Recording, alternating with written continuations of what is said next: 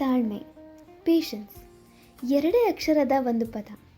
ಆದರೆ ಇದನ್ನು ಅಳವಡಿಸ್ಕೊಂಡ್ರೆ ನಮ್ಮ ಜೀವನದ ಶೈಲಿನೇ ಬದಲಾಗುತ್ತೆ.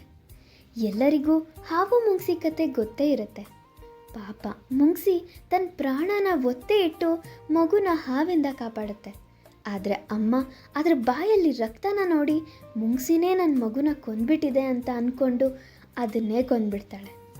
ಆದರೆ ಅಲ್ಲಿ ನೋಡಿದ್ರೆ ಬೇರೆಯೇ ಆಗಿರುತ್ತೆ.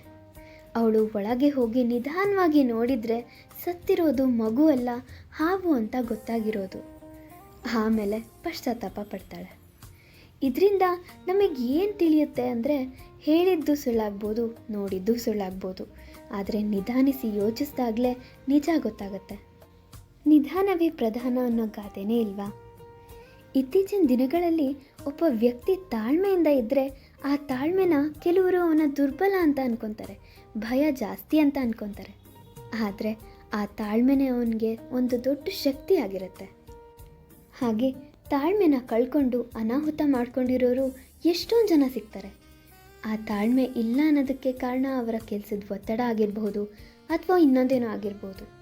ಇದನ್ನೆಲ್ಲ ಮೀರಿ ನಾವು ತಾಳ್ಮೆಯಿಂದ ಇರಬೇಕು.